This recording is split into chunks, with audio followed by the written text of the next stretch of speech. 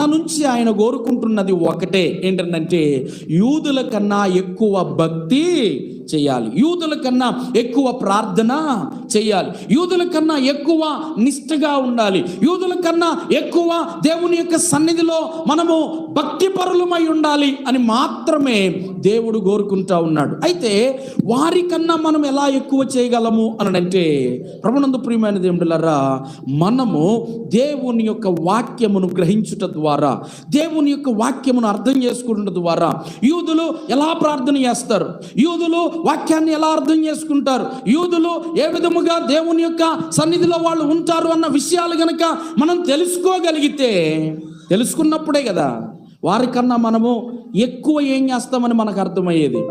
తెలుసుకోవాలి.